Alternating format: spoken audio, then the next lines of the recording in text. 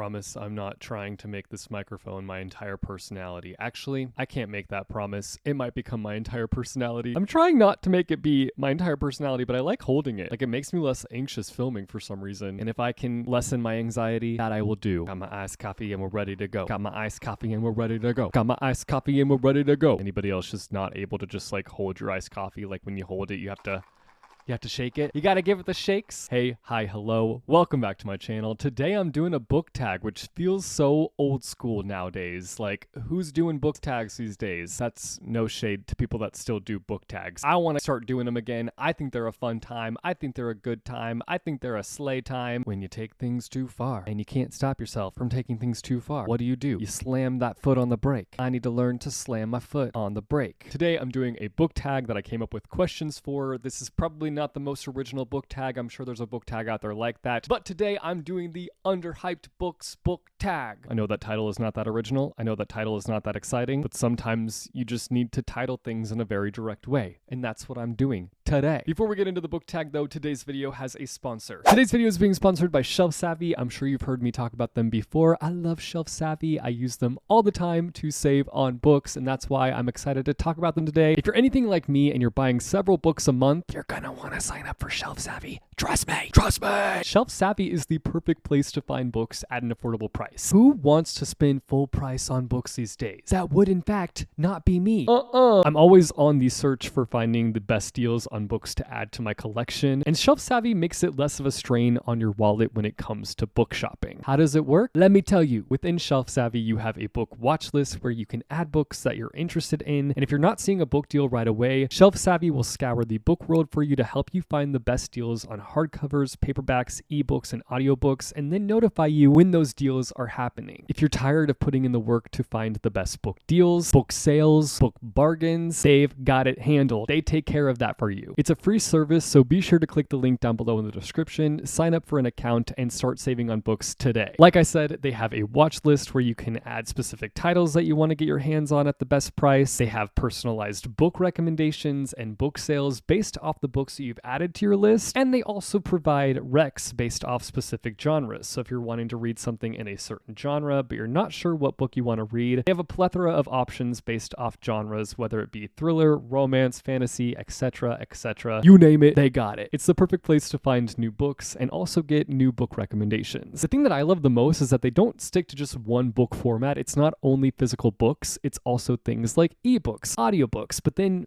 they also have physical books, so hardcovers and paperbacks. I highly recommend checking out Shelf Savvy and making an account today. Again, more information can be found down below in the description. Sign up for a free account today and start saving on books. Now back to the video.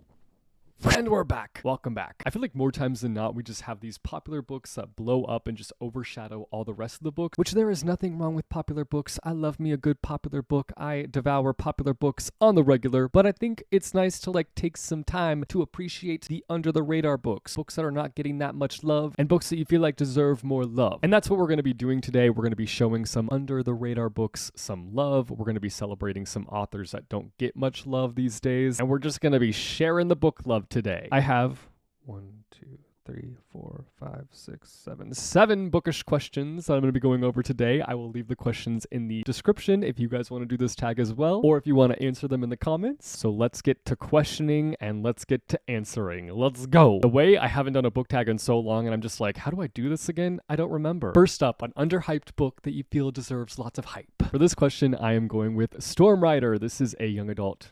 Wait, it's not the Storm Rider. For this question, I'm going with the Storm Crow. Oh my god. In this book, we follow 2 sisters who end up having to take over their kingdom after their kingdom is attacked and their mother passes away. In this kingdom, we have these elemental crows that are like massive crows that you can ride around on. There is a role within the kingdom where you are literally a crow rider, but after the attack on their kingdom, all the crows have basically been slaughtered, and Anthea, our main character, is just like thrown into this deep depression. Like, she just lost lost her mother. She dreamed of becoming a storm rider, a crow rider, not a storm rider. What would riding a storm entail? She dreams of being a crow rider, but all of the crows have been attacked and killed, and she doesn't have her mother anymore, and her sister have just been kind of like thrust into the role of leading this kingdom. More so her sister than her, but like she's also there a part of it. And she ends up getting into a sticky situation when she is pushed into an arranged marriage to kind of keep the peace with this kingdom that initially attacked them. And obviously she's not really into this idea. She's like, what the heck? All I wanted to do my whole life was ride freaking crows, and you're forcing me into a marriage that I don't want to be a part of. No, thank you. No, thank you. But she kind of goes along with the plan because she doesn't really have a choice. But then one day, you know, when I said that the crows were all slaughtered, well, our main character finds a crow egg. Ho, ho, ho, ho. I'm guessing you know where this is gonna lead. I bet you do. If you don't, then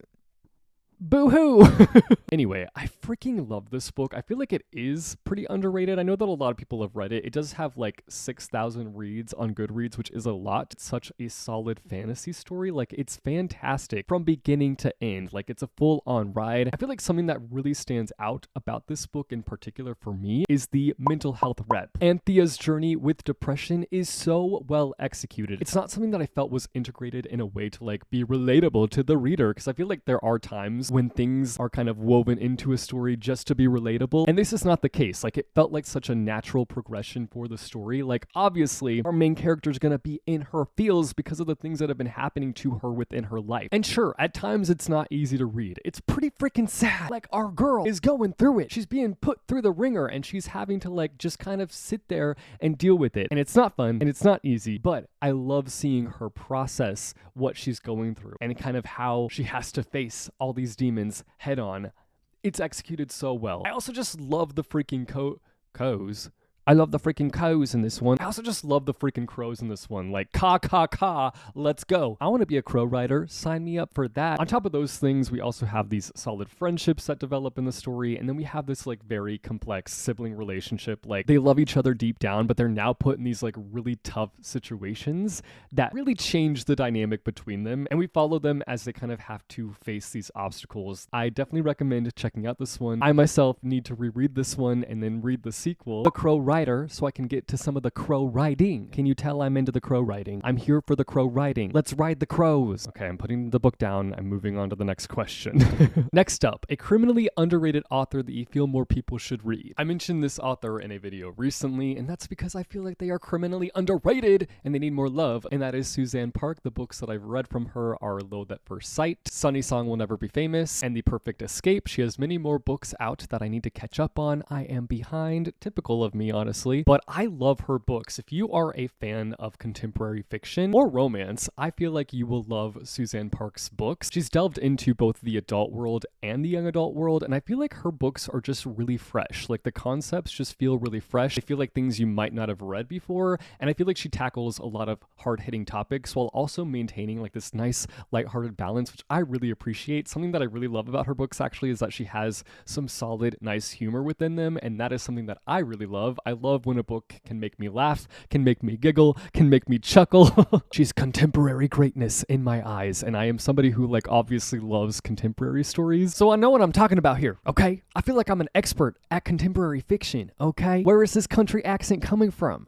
Who knows? I am from Missouri, so yeehaw. She's also one of those authors where I feel like none of her books feel the same, which is something that I really appreciate, because I think that some authors can kind of get stuck in like one thing, which is not a bad thing. That's not an insult, but I just like variety when it comes to authors' books. I like when they're not always doing the same thing. I think that that just shows how talented they can be in bringing up fresh new ideas. And that's something that Suzanne Park does really well. We have The Perfect Escape, which takes place at this like zombie escape room, which is really fun. We have Sunny Song Will Never Be Famous, which is about a social media star who gets sent to camp for like a social media detox. And Loathe at First Sight takes place within the gaming industry, which gives a very interesting perspective to women working in that kind of industry. She's just fantastic. I feel like she deserves a lot more love than what she gets, so I highly recommend checking out some of her stuff if you haven't yet. Next up, a book by a popular author that you feel is underrated. For this one, I am going with Kaleidoscope by Brian Selznick. This book came out in 2021 and it went completely under the radar with me. Like, I had no idea it was released until recently, and I ran to the bookstore and I picked it up and I read it and I loved it, albeit this is not a book that I would recommend everybody. Let me back it it up a little bit, Brian Selznick is a pretty popular author in my opinion. He wrote The Invention of Hugo Cabret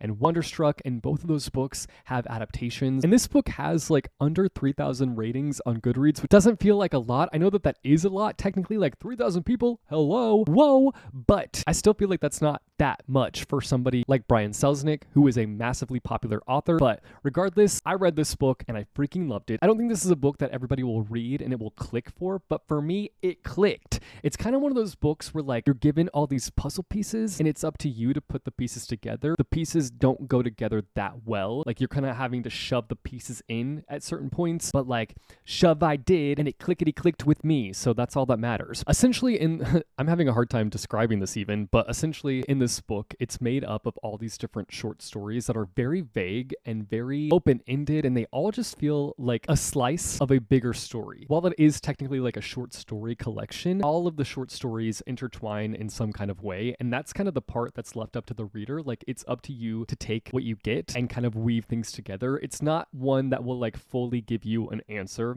as to what's going on. You're the one that has to take the Windex to the dirty window, squirt the window, and wipe it away and figure out what it means. And I feel like this book is one of those books where it's going to be interpreted differently depending on who's read it. I'm making this book sound so mysterious. It's really not that serious, but I love this book. Again, it's not one that I'm going to sit here and highly recommend. I am hesitant to even recommend it because it's one of those books that will not click with everybody. Did it click with me? Oh, heck yes, it did. I love this book, and it's kind of battling it out for one of my favorite Brian Selznick books, which is saying a lot because Wonderstruck owns my heart. I freaking love that book. But this book, there's something about it that just won me over. Next up, a book that you have on your TBR that you feel is underrated and that you're excited to read. For this one, I am going with Dr. Bird's Advice. For this, the way I had to double check the title.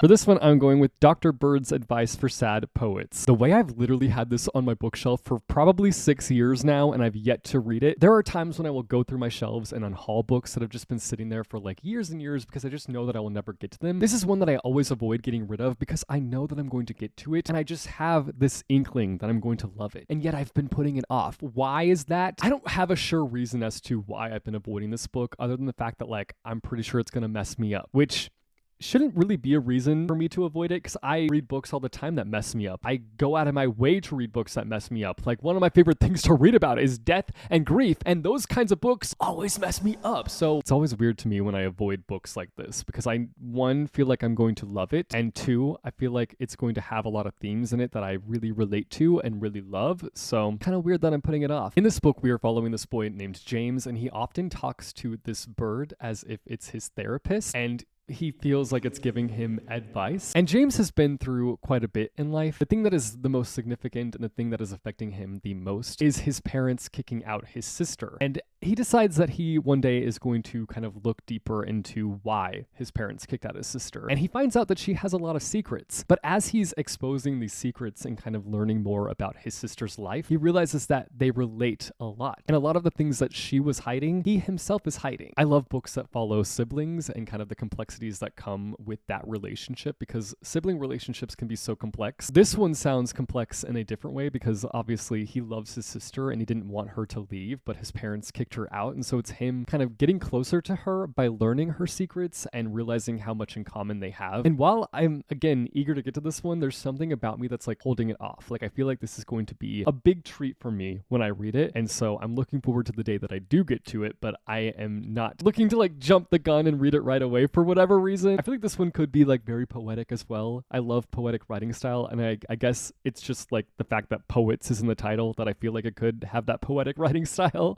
but there's something about it that like I just feel like I'm going to love it. It's one of those books that just like has that quality, has that aura surrounding it where I'm just like, I'm gonna love that, and I'm excited for the day that I get to it, but there's no rush. I'm not like leaping over my TBR to get to it, if you know what I mean. I feel like maybe I'm saving this book for when I get into a period of time where I'm just like not enjoying anything. This should be the book that I pick up during that period because I feel like I'm going to enjoy it. I say all that and now I'm going to read it and I'm going to freaking hate it, but like hopefully I don't freaking hate it. I also just feel like this book in general is one that I don't see mentioned ever, which I feel like makes it underrated. I'm looking forward to reading it and hopefully loving it. We'll see. I feel like the pressure is on now. The pressure is on. What if I hate it? Oh no. Next up, a character from a book that you feel is underappreciated. This one, I'm going with the Golden Boys from The Golden Boys. This book is super underrated as it is, but like the characters are fantastic, and something that I love about this book is how it offers up variety. Like you're never getting the same thing. Like we have 4 different perspectives with 4 different journeys, and sure, they all come together and they connect and they relate, but like they're all on such different journeys, and that's what makes this book so exciting, is because each character is going through something so different than the others, and it's just highly underrated, and it drives me crazy. If you don't know anything about this book, we follow 4 friends who are spending the summer before their senior year separated from each other, and that's a big step for them because they are very connected. They are a very tight-knit friend group, and it's about them kind of finding themselves on their own and then coming back together and being better. It's basically like the Sisterhood of the Traveling Pants, but with gay boys, and it's fantastic, and I highly recommend it. Again, each one is on such a different journey. One of the boys is working for a nonprofit, one is interning at Capitol Hill, one is working at an arcade on a boardwalk, and then one is taking design classes in Paris. So you're just getting lots of variety with these characters, and then they also just have such distinct and unique personalities. I definitely recommend The Golden Boys. I feel like I talk about this book a lot, but like I just really enjoy it, and I feel like this is also the perfect time to read it because it is a very summery book. So have yourself a summery good time with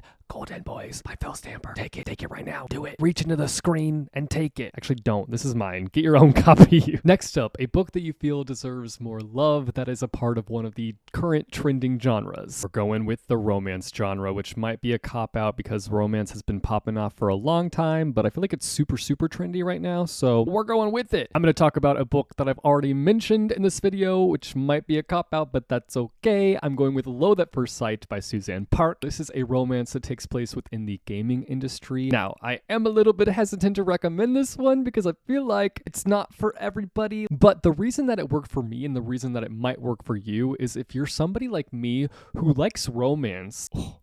Can't believe I like romance now. I'm giving myself the ick. It does have a romance, but it has so many other things going for it. It's a very, very, very layered story. Like we have a very heavy emphasis on women working in the gaming industry, which, news alert, it sucks for them. They might be amazing at their jobs, but they're undermined left and right. We have a complicated parent relationship that comes into play, a rather complicated friendship at the forefront. I would say the main thing is just like being a woman within this industry because she ends up having like all these trolls and terrible people just like coming for her because of a situation that she finds herself within this story. With that being said, if you're somebody like me who like loves the romance aspect of things, but then also like really wants kind of more of a layered story and like a lot going on within a book, then I would highly recommend this book. But if you're looking for more of a book that is like solely focused on a romance, I wouldn't recommend this one. But for me personally, it worked. For me, it like checked all my boxes, made me super happy. It was hard to read at times. It's not like a happy-go-lucky book because the things that our main character goes through suck, man. Loathe at First Sight. Check it out. Finally, recommend an underrated book based off a popular book. I am not good at stuff like this. There's a reason why I've never done one of those videos where it's like, if you like this, you'll like this, because like that's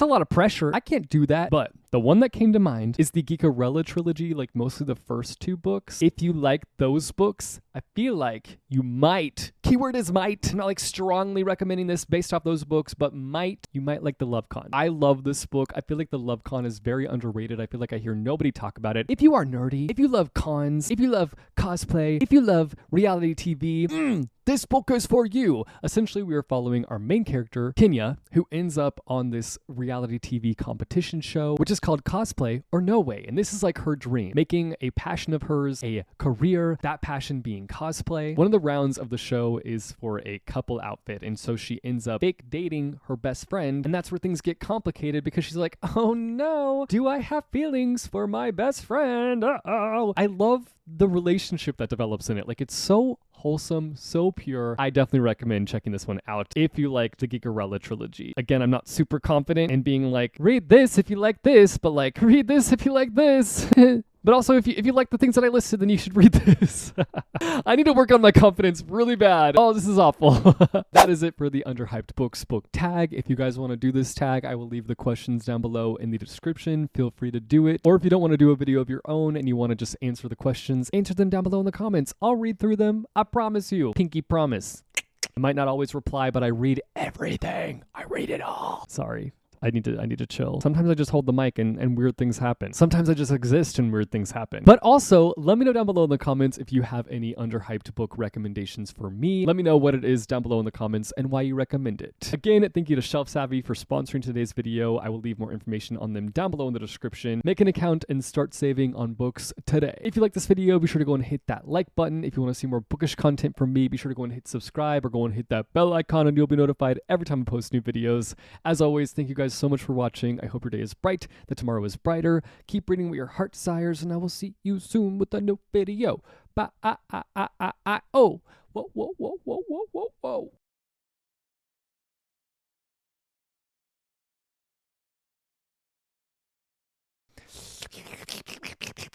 For this one, I'm going with Kaleidoscope by